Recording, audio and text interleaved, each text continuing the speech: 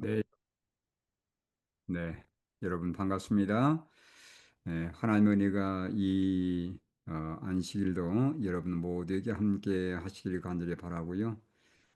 그리고 여러분께서 여러 곳에 흩어져 계신 분들이고 또 어떤 분들은 또 가까이 계시는 분들이라고 생각되는데 어쨌든 이 안식일에 이렇게 줌으로라도 함께 말씀을 나눌 수 있는 귀한 시간을 주신 하나님께 감사를 드리고 또 여러분의 열정에 주님의 축복이 함께 하시길 간절히 바랍니다. 실은 제가 주제 성경절은 로마서가 아니고요. 요한계시록에 있는 말씀인데 로마서의 말씀을 또 주제절로 그렇게 또 선정을 또 해 주셨네요. 어쨌든 제가 로마서의 말씀도 포함이 되긴 합니다.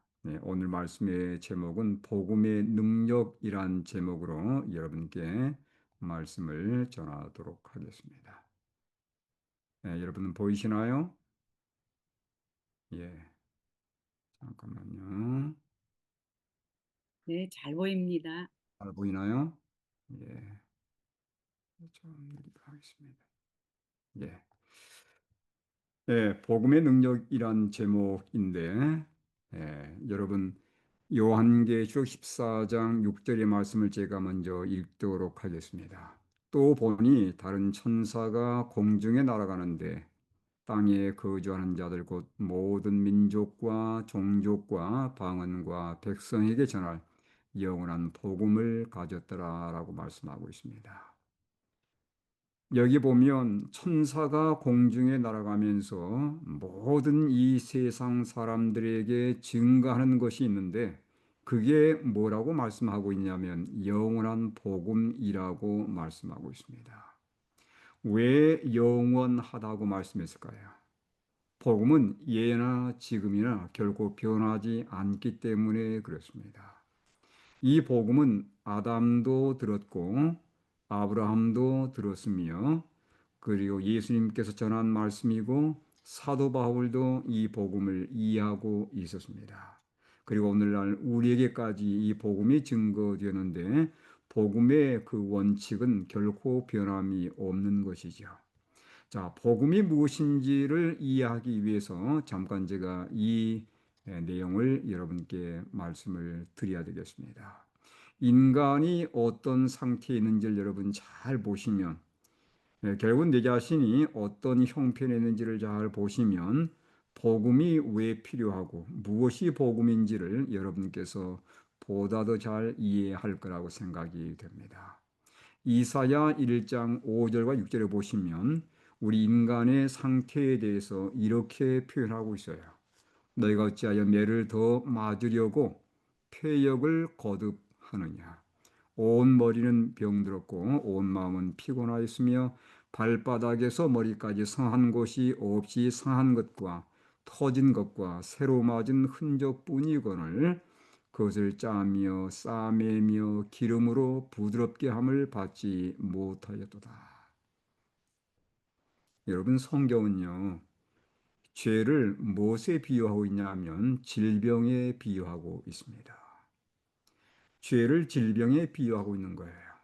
우리 사람의 이 죄된 모습을 어떻게 묘사하고 있냐면 머리 끝에서 발끝까지 성한 곳이 전혀 없는 마치 불치병에 걸린 병자로 표현하고 있습니다.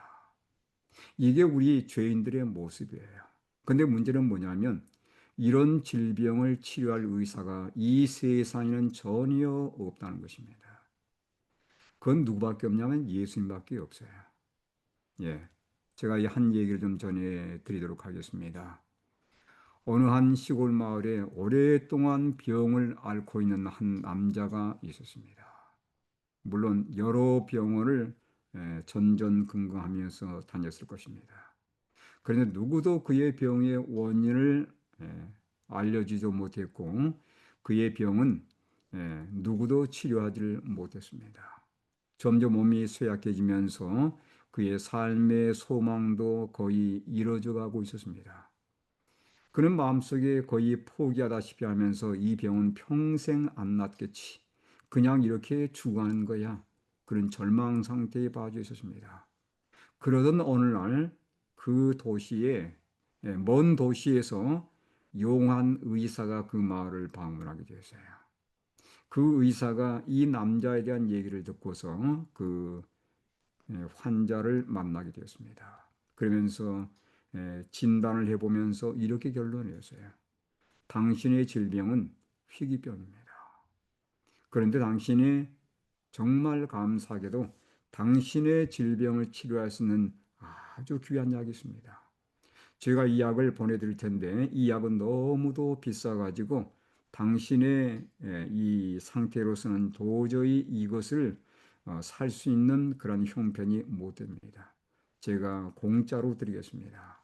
이 약을 꼭 드시고 치료의 능력을 경험할 수 있기를 바랍니다. 한 차례만 먹어도 이 병은 이 약은 놀라운 효과를 예, 발휘하게 될 것입니다. 이렇게 얘기를 해줬어요.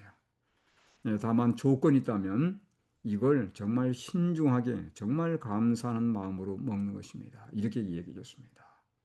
이 환자는 기대감이 너무도 컸어요. 예, 그리고 너무도 감사해서 그 받은 약을 정말 감사한 마음으로 먹게 되었습니다. 정말 그 의사가 얘기한 것처럼 이 약을 먹고서 하루가 지나면서 이틀이 지나면서 차도가 자꾸 좋아지는 거예요. 그는 그 이후로 만나는 사람들에게 이 약에 대해서 선전하게 되었고 만나는 사람들에게 그 의사가 자신의 생명의 구주라고 그렇게 얘기를 하게 되었습니다. 이 사람은 누구를 만난 겁니까? 복음을 만난 거예요. 예, 그의 병을 치료할 수 있는 의사를 만나게 된 것입니다. 여러분, 근데 주가는 죄인들에게 과연 무엇이 복음인가? 그들에게 영원한 생명을 줄 수 있는 예수님께서 계시다고 하는 것. 이건 우리 인간, 이 세상의 모든 죄 때문에 죽어가는 죄인들에게 복음이라고 하는 것입니다. 그래서 누가복음 2장 10절과 11절에 보니 이렇게 성경은 우리에게 말씀해 주고 있습니다. 천사가 이르되 무수하지 말라. 보라, 내가 온 백성에게 미칠 큰 기쁨의 좋은 소식. 여러분, 여기에 큰 기쁨의 좋은 소식이란 말이 복음이란 말이에요. 근데 그 복음을 뭐라고 말씀하고 있냐면 오늘 다윗의 동네에 너희를 위하여 구주가 나셨으니 곧 그리스도 주시니라라고 말씀합니다. 머리끝에서 발끝까지 죄 질병에 걸려서 죽을 수밖에 없는 우리를 위해서 이 질병을 치료해 주기 위해서 오신 유일한 분, 그분이 누구시냐면 그리스도 예수라고 성경은 소개하고 있습니다. 복음은 예수 그리스도예요. 예수님을 떠난 복음은 결코 있지 않습니다. 여러분, 안식일이 복음이 아니고 율법이 복음이 아니에요. 복음은 전적으로 예수 그리스도라는 사실을 여러분 꼭 이해할 수 있게 되길 간절히 바랍니다. 예수님을 만나야 우리가 구원을 얻게 되고 예수님을 만나야 영적인 질병에서 우리가 치료를 받을 수 있는 것입니다. 예수님을 만나야 우리가 하나님의 법을 준행할 수 있게 되는 거예요. 예수님을 만나야 우리가 하늘에 갈 수 있는 그런 놀라운 은혜도 얻게 되는 것입니다. 예수님을 떠난 그 어떤 것도 결코 복음이 될 수 없는 거예요. 그래서 여러분 예수 이름의 뜻이 무엇입니까? 예수란 이름의 뜻은 죄로부터 구원할 자라는 뜻입니다. 즉 구세주라는 뜻이에요. 그래서 예수님께서 이 세상에 죄의 질병에 걸려서 죽을 수밖에 없는 사람들을 위해서 오셨는데 이 예수님을 개인의 구주로 마음속에 받아들이는 모든 자마다 그들은 죄의 질병에서 노임을 받게 되고 영원한 생명을 얻게 된다는 사실입니다. 자, 여러분, 왜 예수님께서 복음인지를 여기 말씀에서 다시 한번 발견할 수 있기를 바랍니다. 로마서 6장 23절에 보니까 죄의 삭은 뭐라고 그랬습니까? 사망이라고 말씀합니다. 여러분 음식점에 가서 음식을 사 먹게 되면 음식을 먹은 다음에는 반드시 어떻게 해야 돼요? 돈을 지불해야 돼요. 그렇죠? 내가 음식을 맛있게 먹었기 때문에 반드시 나올 때는 돈을 지불하고 나오셔야 되는 것입니다. 물론 카드로 결제하든 뭘로 결제하든 반드시 값을 지불하고 나오셔야 되는 거예요. 여러분, 우리가 이 땅에 살면서 얼마나 많이 죄를 즐겼습니까? 죄를 즐긴 대가를 지불해야 되는 것입니다. 그게 뭐냐? 성경은 사망이라고 얘기하고 있습니다. 근데 여러분, 이것을 누가 대신 지불해 주셨어요? 여기 보시기 바랍니다. 이 가련한 인생들을 위해서 대신 죄의 값을 지불해 주신 분이 계십니다. 성경은 그분이 바로 예수 그리스도라고 분명히 말씀하는데, 여기 요한복음 19장 30절에 요한복음 19장 30절에 이렇게 성경은 말씀하고 있습니다. 예수께서 신 포도주를 받으신 후에 이르시되 다 이루었다. 예수님께서 뭐라고 외치고 돌아가셨습니까? 양팔을 벌리시고 다 이루었다라고 외치시고 돌아가셨어요. 이 다 이루었다는 말씀이 무슨 뜻일까요? 다 이루었다는 말씀의 원뜻은 다 갚았다라는 뜻입니다. 뭘 갚았단 말이죠? 우리 인간이 저지른 죄의 값을 예수님께서 다 대신 갚아 주셨다는 사실이에요. 그러니 더 이상 사탄아 이 하나님의 백성들을 더 이상 괴롭히지 말라는 것이 예수님의 권면의 말씀입니다. 예수님께서 다 지불해 주신 거예요. 네. 그래서 예수님을 마음속에 받아들인 자들은 결코 죄의 빚 때문에 고생할 필요가 없는 것입니다.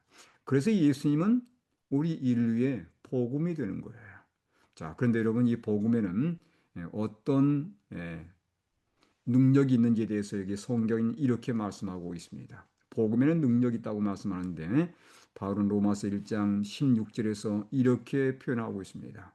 내가 복음을 부끄러워하지 아니하노니 이 복음은 모든 믿는 자에게 구원을 주시는 하나님의 뭐가 됨이라고 했습니까? 능력이 됨이라고 말씀합니다.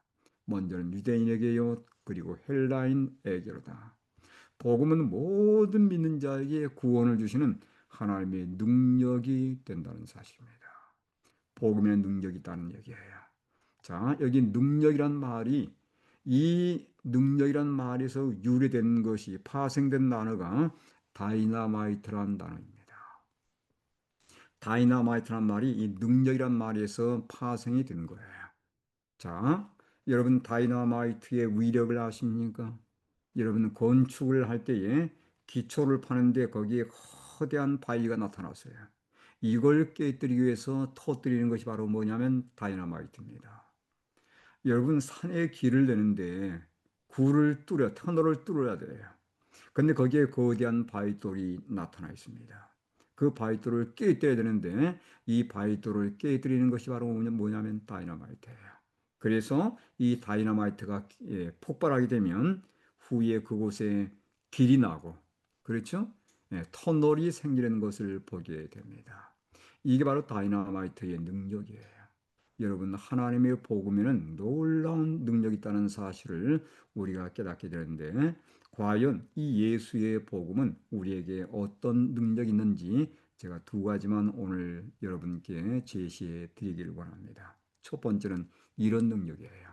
죄를 사하는 능력입니다. 잘 기억하시기 바랍니다. 복음이 주는 첫 번째 능력은 죄를 사하는 능력이에요. 여기 에베소 1장 7절에 보니까 우리는 그리스도 안에서 그의 은혜의 풍성함을 따라 그의 피로 말미암아 속량 곧 죄 사함을 받았느니라 이렇게 말씀하고 있습니다. 여러분 십자가의 보혈로 어떤 놀라운 은혜를 얻게 되었다고요? 죄 사함을 받게 되었다 그렇게 말씀하고 있어요. 이것이 바로 복음이 주는 첫 번째 능력입니다. 여러분 과연 그런가 확인해 보도록 하겠습니다. 여러분 다윗의 범죄 여러분 잘 아시죠? 이 다윗은 왕이었지만 파렴치한 그 죄를 지은 아주 정말 부끄러운 죄를 지은 죄인이었습니다. 그는 간음죄를 행했고 그리고 살인을 저질렀어요. 거의 1년쯤 되었을 때 나단 선지자가 그에게 다가와서 그의 죄를 지적했을 때 다윗은 이렇게 자신의 죄를 솔직하게 고백을 합니다. 그 내용이 사무엘하 12장 13절에 등장하는데 다윗이 나단에게 이르되 내가 여호와께 죄를 범하였노라. 여러분 다윗은 왕이었어요. 그러니 자신의 죄를 지적하는 이 선지자를 얼마든지 제거해 버릴 수 있었습니다. 그리고 자신의 죄를 영원히 감출 수 있었던 것이에요. 그러나 이 하나님께서 선지자를 보내서 그의 죄를 지적했을 때 그는 여호와 하나님 앞에 넙죽 엎드렸습니다. 그리고 자신의 죄를 결코 가감하지 않고 있는 그대로 고백을 하는 거예요. 여호와께 죄를 범하였노라. 여러분 이렇게 되는 것 결코 쉽지 않습니다. 더욱이 그의 신분이 왕이었기에 정말 대단한 용기가 필요했던 거예요. 그는 담대하게 그리고 확실하게 자신의 죄를 고백했습니다. 여러분 자신의 죄를 고백하는 순간에 선지자가 이런 말씀을 응답으로 제시하는데 나단이 다윗에게 말하되 여호와께서도 당신의 죄를 사하셨나니 당신이 죽지 아니하려니와.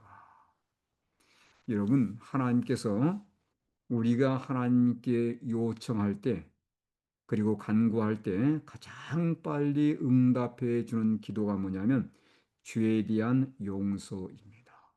우리가 죄를 회개하고 하나님께 용서를 간구할 때 이 기도만큼은 하나님께서 즉각 용서해 주시는 거예요. 우리는 여기서 그 예를 볼 수 있게 됩니다. 다윗이 자신의 죄를 고백하자마자 하나님께서 나단 선지자를 통해서 당신의 죄가 사해졌다고 분명히 말씀하는 내용을 보시기 바랍니다. 여러분 우리는 이 세상을 살면서 알게 모르게 많은 죄들을 지은 사람들이에요. 물론 다윗과 같이 이런 파렴치한 죄를 저지르지는 않았지만 우리 역시 크고 작은 죄들을 지은 사람들입니다. 이렇게 큰 죄인이었던 다윗도 즉각적으로 용서를 받았는데 우리가 예수님께 나아가서 그분께 우리 자신의 모든 그 허물을 고백하고 회개할 때 하나님께서 역시 우리의 죄도 즉각적으로 용서해 준다는 사실을 여러분 결코 잊지 않게 되기를 간절히 바랍니다. 근데 하나님은 이 복음을 통해서 우리에게 죄를 사하는 그런 능력만 보여주는 것이 아닙니다. 덤으로 주신 놀라운 특권들이 있어요. 어떤 것들입니까? 우리를 하나님의 자녀로서 받아주신 것입니다. 우리는 그전까지는 사탄의 자녀였지만 우리가 회개하면서 자신의 죄를 예수님께 나타내고 고백하게 될 때 하나님은 사탄의 자녀에서 우리를 즉각적으로 신분을 변화시켜 주시는 거예요. 이게 바로 뭐냐면 바로 신분의 변화, 하나님의 자녀로서 우리를 영접해 주신다는 사실입니다. 우리가 죄를 고백하는 그 순간에 즉각적으로 우리에게 주어지는 도움으로 주어지는 특권들이라는 것을 여러분 꼭 기억하시기 바랍니다. 두 번째는요, 우리가 죄인이었지만 의인으로 거듭나는 경험을 하게 되는 거예요. 이게 바로 즉각적으로 우리에게 동시에 이르러 오는 하나님께서 주시는 복음의 놀라운 은혜라는 사실을 기억하시기 바랍니다. 뿐만 아니라 우리는 영생을 선물로 얻게 되고 이제 이후로는 뭐라고 일컬음을 받게 되냐면 하나님의 백성 성도라고 일컬음을 받게 되는 것이에요. 예수님을 믿게 되는 그 순간에 여러분 십자가에서 나의 모든 죄를 그분께서 사했다는 사실을 우리가 믿음으로 받아들이는 순간에 이런 놀라운 특권이 동시에 우리에게 이른다는 것은 이건 얼마나 큰 축복입니까? 저는 우리 모두가 이러한 축복을 날마다 경험할 수 있게 되길 간절히 바랍니다. 이게 바로 복음이 주는 첫 번째 능력이에요. 죄를 사하는 능력입니다. 근데 여러분 복음은 여기서 그치지 않습니다. 많은 교인들이 여기까지만 생각하는 경향이 많아요. 근데 여러분 그 다음의 경험은 더 놀라운 경험입니다. 이건 뭐냐면 복음이 주는 두 번째 능력인데 바로 죄를 이기는 능력이란 사실입니다.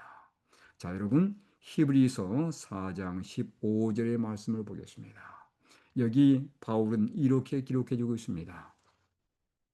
우리에게 있는 대제사장은 우리 연약함을 동정하지 못하실 리가 아니요 모든 일에 우리와 똑같이 시험을 받으신 이로되 죄는 없으시니라. 여러분, 예수님께서 이 땅에 우리가 똑같은 모습으로 오셨습니다. 근데 예수님은 결코 죄를 짓지 않으시므로 우리로 하여금 죄를 짓지 않고 살 수 있는 그러한 삶의 모본을 보여주신 거예요. 여러분, 사탄은 최초부터 뭐라고 사람들에게 얘기해 왔냐면, 아담이 타락한 이후로 사탄은 계속해서 얘기합니다. 혹시 잘 들리시나요? 네. 예, 예. 예. 그래서 어떤 사람들은 저는 이렇게 얘기하는 사람을 들어본 적이 있어요. 어떤 저희 교인이 저한테 상담을 구하는 내용을 들었습니다. 자기 친구한테 장로 교인이 있는데 이렇게 얘기하더랍니다. 뭐 우리가 먹을 거 다 먹고 이 땅에서 실컷 즐기다가 일요일 날 교회 가서 예수님께 용서를 구하면 돼. 그리고 일주일 동안 실컷 죄를 짓고 나는 그래서 교회 가서 예수님께 죄를 용서를 받기 때문에 일주일간 마음대로 하고 싶은 대로 살아도 돼. 이렇게 얘기를 하더라는 것입니다. 음, 여러분, 십자가는 죄의 허가증이 아니에요.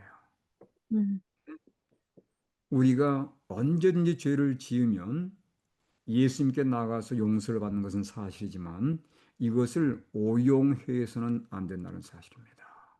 예, 내가 실컷 죄를 짓고 뭐 일요일 날 교회 나가서 예수님께 용서를 구하면 되지 뭐. 여러분, 그런 사람들은요, 십자가의 그리스도의 보혈을 그리고 십자가의 놀라우신 은혜를 오용하는 사람들이에요. 악용하는 사람들입니다. 여러분, 예수님을 진정 마음속에 받아들이고 그분께서 나의 모든 죄를 용서했다는 사실을 믿는 자들은 죄를 즐기지 않게 될 것입니다. 또한 음, 죄를 반복하지 않기 위해서 애쓰게 될 것이에요. 이것이 바로 예수님께서 주신 복음의 또 하나의 능력임을 기억해야 할 것입니다. 그런데 많은 개신교인들이 여기까지 나아가기를 원치를 않습니다. 예수님께서 나의 죄를 용서해 주셨기 때문에 나는 이제는 괜찮아. 어떻게 살든지 상관없어. 나는 언제든지 예수님 나가서 죄를 회개하면 돼. 여러분, 그 말은 그럴듯한 말 같지만 이건 아주 위험한 함정입니다. 그 음, 말은 뭐냐면 예수님께서 오실 때까지 우리는 죄를 짓는 것을 결코 이건 인간이기 때문에 어쩔 수 없는 거야. 이런 핑계를 갖게 만드는 거예요. 음, 여러분, 예수님께서 십자가에서 우리를 위해 돌아가신 것은 우리로 하여금 죄를 짓지 않도록 하는 놀라운 능력까지 포함됐다는 사실을 꼭 기억해야 됩니다. 아멘. 그래서 우리의 삶도 예수님께서 승리하며 살았던 삶처럼 얼마든지 승리할 수 있다는 사실이에요. 아멘. 여러분, 그것은 예수님에게서 용서를 받은 다음에 같은 죄를 결코 반복하지 않았습니다. 예, 그는 복음이 주는 능력을 신뢰했던 거예요. 그런 음, 복음이 주는 능력 가운데 살았던 것입니다. 그래서 같은 죄를 반복하지 않았고 하나님께서는 그러한 다윗을 정말 자신의 마음에 합한 자라고 받아들였고 하나님의 계명대로 정말 흠 없이 산 사람으로 취급한 것이에요. 여러분, 음, 요한일서의 사도 요한은 이렇게 표현한 내용을 보시기 바랍니다. 요한일서 3장 9절입니다. 하나님께로부터 난 자마다 죄를 짓지 아니하나니 음, 이는 하나님의 씨가 그의 속에 거하며 그도 범죄하지 못하는 것은 하나님께로부터 났음이라라고 말씀합니다. 여기 죄를 짓지 않는다는 이 표현은 습관적이고 지속적으로 죄를 짓지 않는 것을 의미하는 것입니다. 예. 예수님을 믿고 예수님에게서 용서를 받은 사람들은 다시는 같은 죄에 넘어지지 않기 위해서 날마다 예수님을 붙잡는 믿음의 생애를 살게 될 것이에요. 여러분 영감의 글도 우리에게 이렇게 말씀해 주고 있습니다.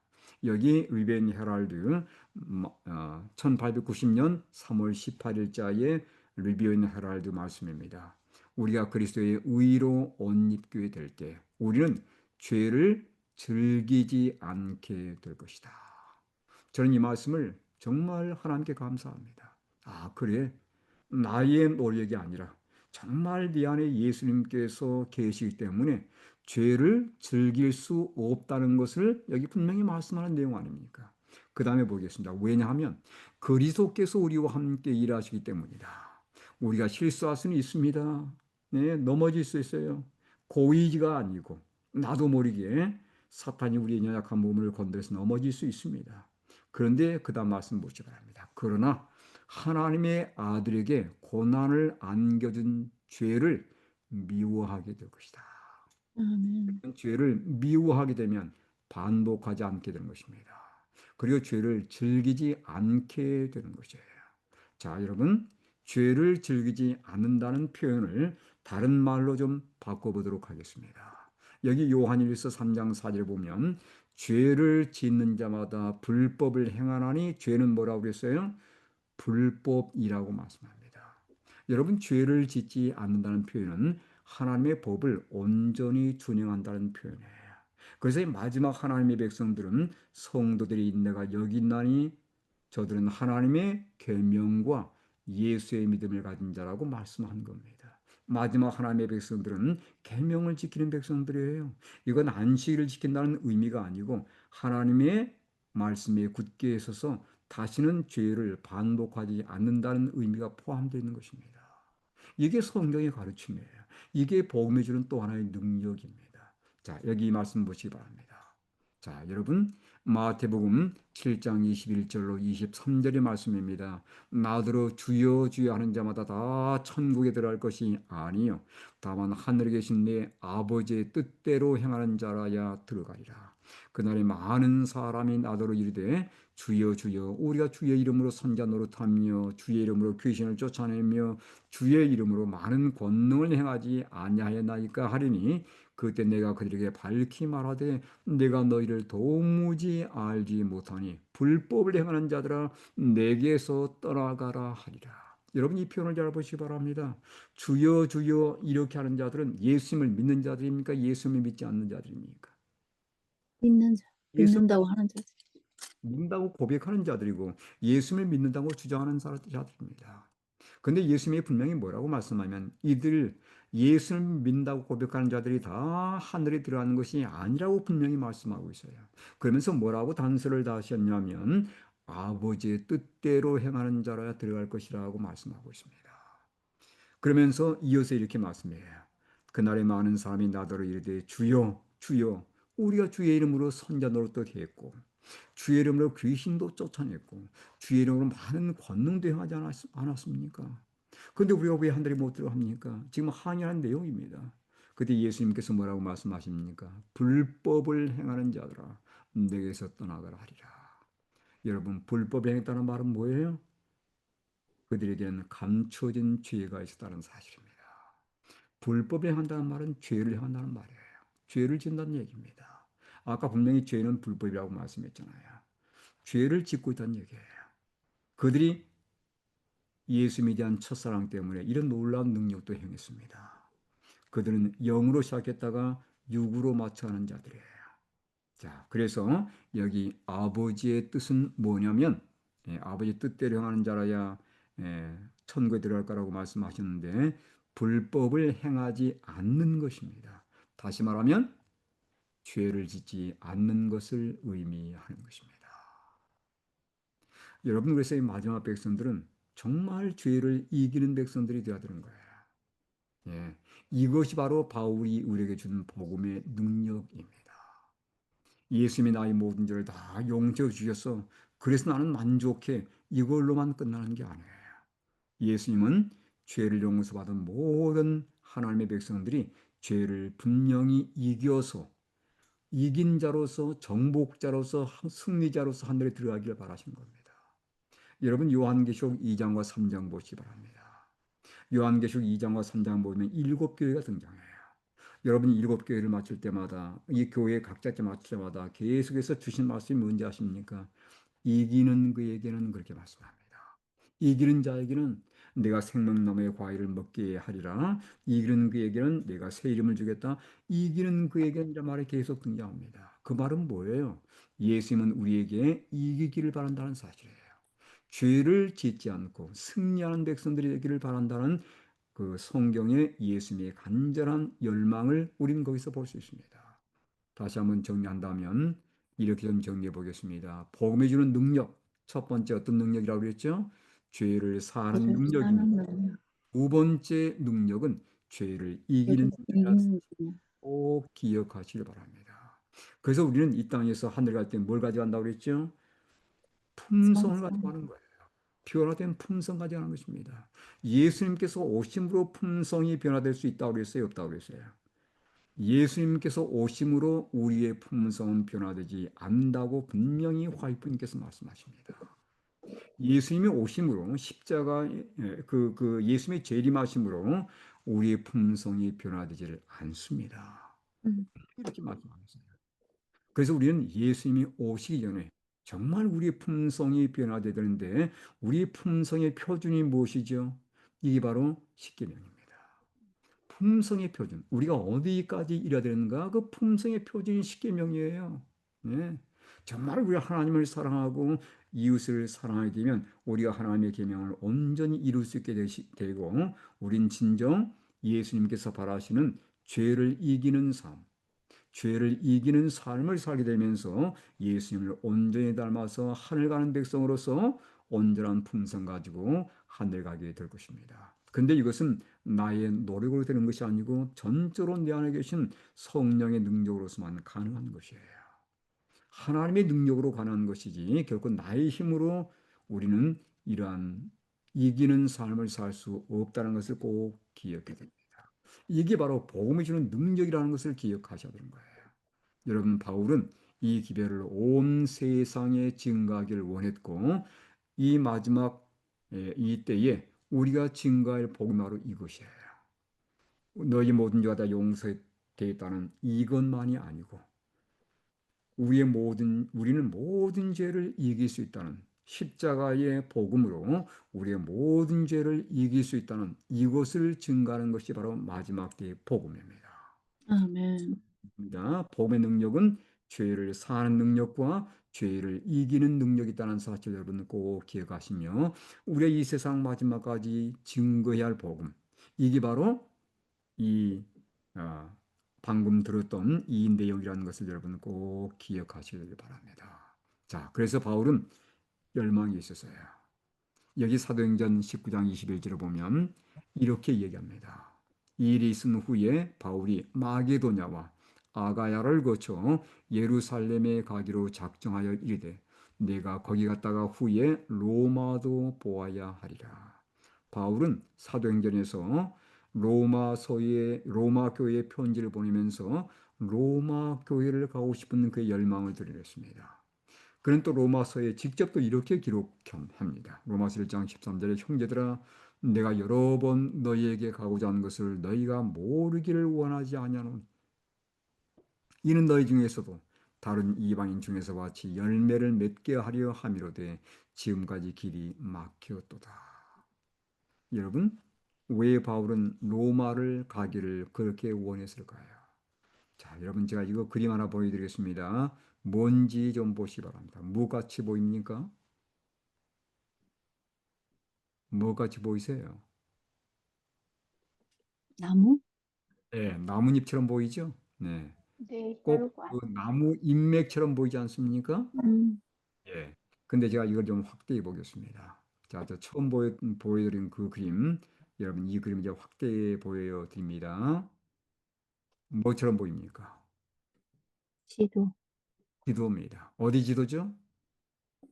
농, 유럽의 지도예요. 유럽 지도. 제가 방금 나뭇잎처럼 보인 그것을 제가 확대해서 보여드린 거예요. 여러분, 나뭇잎처럼 보이는데 잎맥처럼 보이는 가장 그 핵심이 어디부터 시작되는지 보시기 바랍니다. 이태리부터 시작돼요. 로마에서부터 시작됩니다. 음, 로마에서부터 지금 뭐가 지금 뻗어나는 거죠? 도로가 뻗어나는 장면이에요. 여러분 그런 그 격언 아십니까? 모든 길은 로마로. 로마를 향해 간다. 예. 모든 길은 로마로란 말이 여기서 온 거예요. 예. 그래서 여러분 이 로마 제국, 로마 제국이죠. 로마 제국이 세계를 점령했을 때는 이 로마시를 중심으로 해서 모든 도시의 도로를 다 깔아버렸습니다. 그리고 속히 이동해서 군사 정복을 했고, 그 다음에 반란을 진압했어요. 근데 이 그리스도의 이 종들은 이 로마의 도로를 타고서 하나님의 복음을 신속하게 로마 세계 전 지역에 증거했던 것입니다. 바울이 왜 그렇게 로마를 가기를 원했을까? 바로 이것 때문이에요. 로마를 중심으로 해서 세계 곳곳에 신속하게 복음을 전하기 위한 것이었습니다. 이 복음이 이 도로를 타고서 세계 곳곳에 퍼져나가게 되었고, 이 복음이 대한민국에 오게 되었고, 대한민국의 우리나라까지, 그죠? 또 내가 사는 지역까지, 그리고 미국에 사는 여러분 그 지역까지 이 복음이 쫙 전달이 되게 된 것입니다. 여러분 마지막 때 우리가 해야 할 이 사명이 바로 이것이에요. 복음이 주는 그 능력, 다시 말하면 죄를 사는 능력과 죄를 이기는 그 능력을 우리가 이 복음의 이 놀라운 그 능력을 온 세상에 증가하는 것이 우리의 마지막 사명이라는 것을 결코 잊지 않게 되길 바랍니다. 바울은 마지막으로 이렇게 우리에게 당당하게 말씀하고 있습니다. 복음을 뭐 하지 말라고요? 결코 부끄러워하지 말라고 말씀합니다. 로마서 1장 16절의 말씀 다시 한번 읽겠습니다. 내가 복음을 부끄러워하지 아니하노니 이 복음은 모든 믿는 자에게 구원을 주시는 하나님의 능력이 됨이라. 먼저는 유대인에게요. 그리고 헬라인에게로다. 내가 복음을 부끄러워하지 않는다라고 이 바울은 고백했습니다. 여러분, 복음을 가진 백성들은 당당해야 합니다. 그리고 담대해야 되는 것이에요. 여러분 결코 사람을 두려워하지 않게 되길 바랍니다. 그 사람들이 듣든지 듣지 않든지 담대하게, 그러면서 물론 정중하게 하나님의 복음을 증가하는 것은 우리가 해야 할 마지막 사명이라는 것을 결코 잊지 않게 되길 바랍니다. 아멘. 복음의 능력, 십자가에서 예수님께서 우리의 모든 죄값을 다 갚아주셨고 우리에게 복음을 주셨는데 죄를 사하는 능력과 죄를 이기는 능력이 이 복음 안에 있다는 사실을 꼭 기억하시면서 이 복음을 경험하실 뿐만 아니라 이 복음을 바울이 그렇게 열망했던 것처럼, 로마 세계 전 지역에 바울은 복음을 증가하기 원했던 것처럼 우리 또한 우리 주변 사회에 이 복음을 신속하게 그리고 열심히 있게 그리고 담대하게 당당하게 전함으로 주의 오심을 촉진하시는 우리 모든 믿음의 성도들 되시기를 바라면서 오늘 말씀을 마치도록 하겠습니다. 감사합니다. 아멘. 감사합니다, 목사님.